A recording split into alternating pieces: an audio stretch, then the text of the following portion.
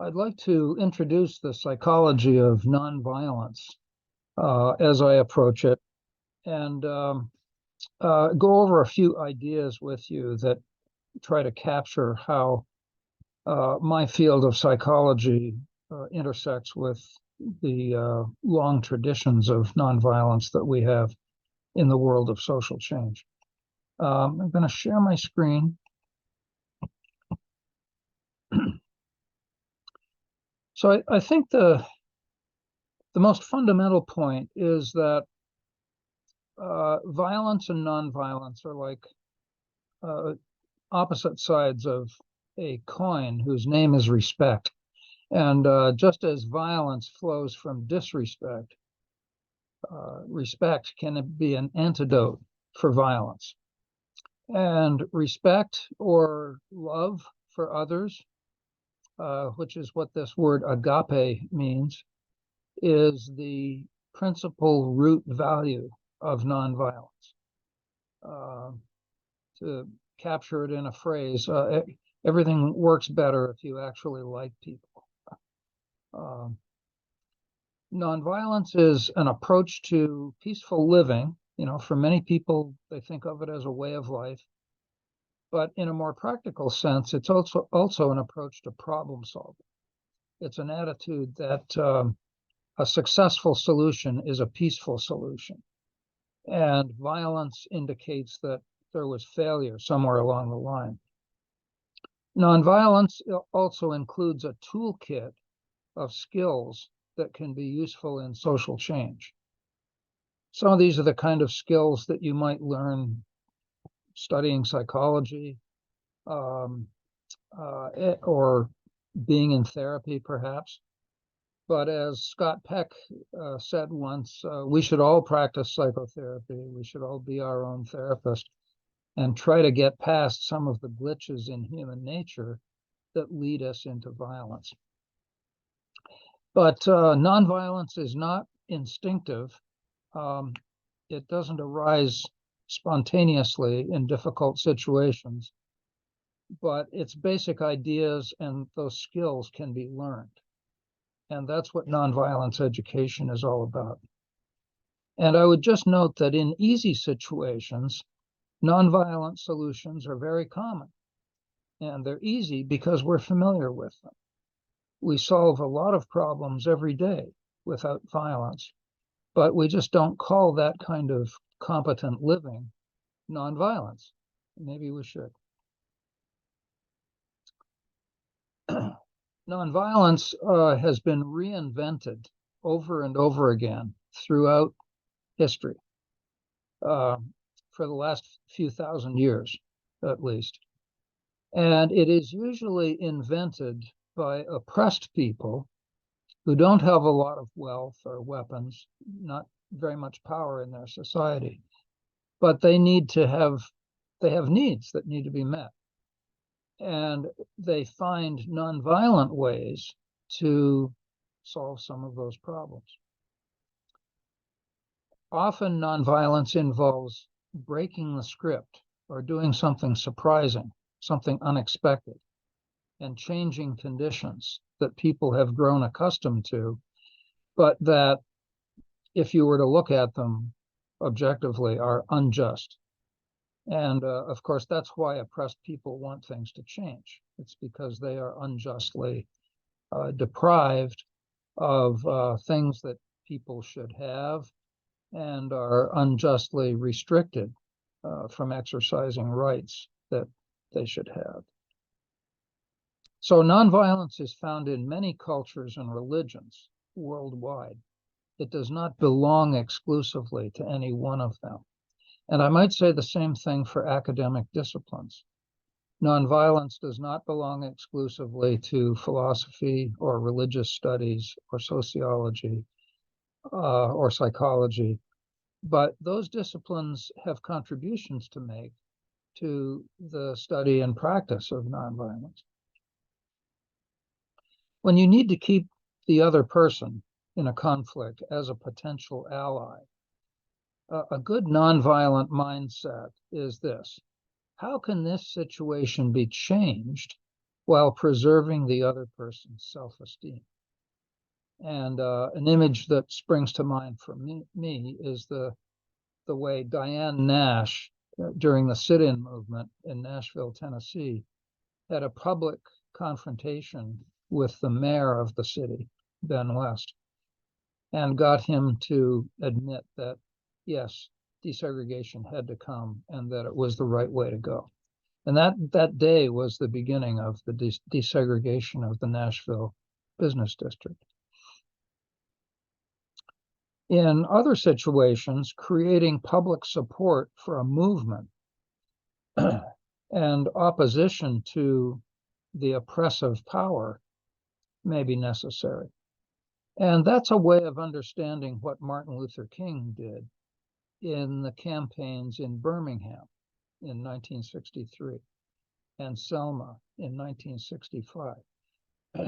In order to get the Civil Rights Act and the Voting Rights Act passed, respectively, he had to mobilize a lot of support and build a coalition that was very broad-based.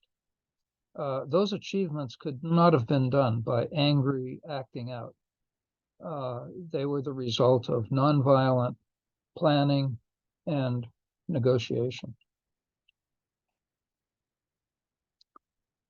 Nonviolent solutions to social and political problems are good for business. And when I have students who are studying business, planning to go into management, I encourage them to write papers that relate to this aspect of nonviolence.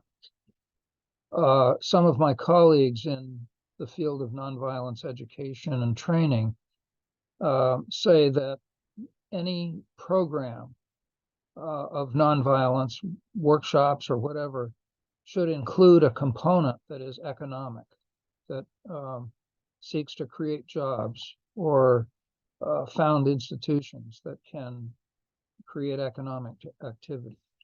That's another practical aspect of nonviolence that I think needs some emphasis. Successful nonviolent movements and revolutions often win over the military in order to win their campaign.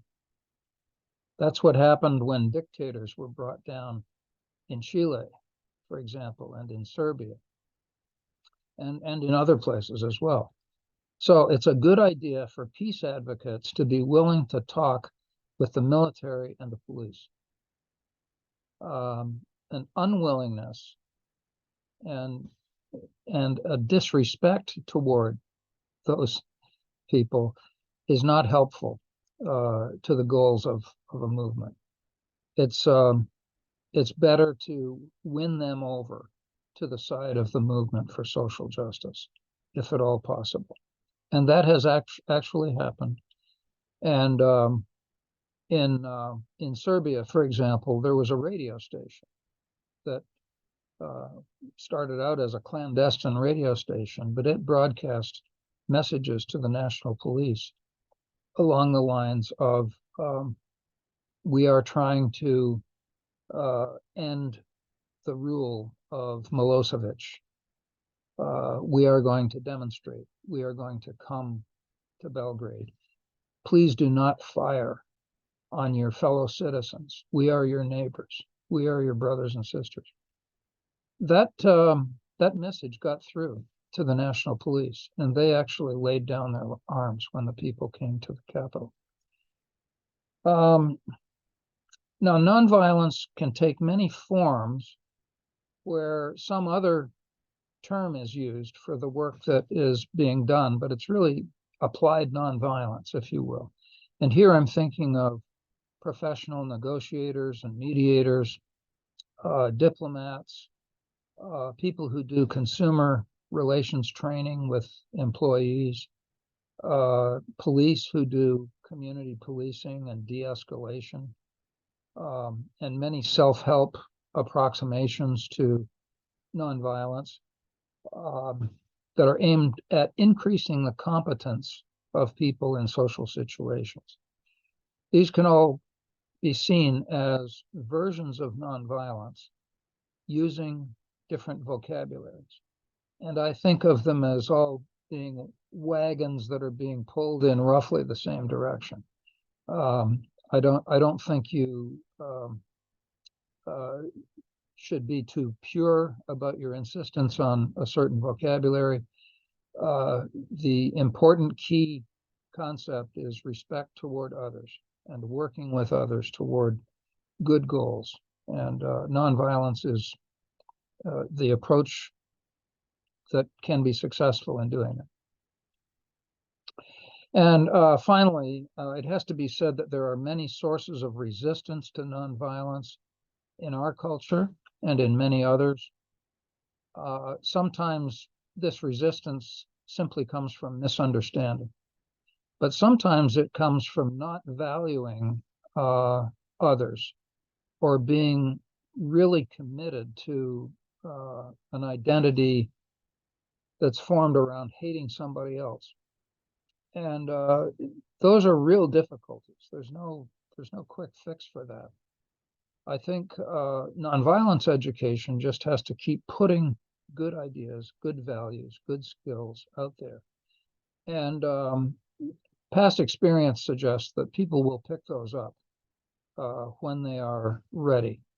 That's the kind of message that invites people in rather than insisting that they meet some standard of purity before you will accept them. We're interested in inclusion. We're not interested in exclusion. So that's a brief rundown of some of the major ideas of nonviolence from my perspective.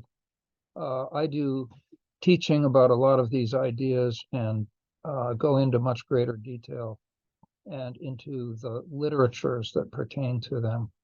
And I would like to invite you into that too.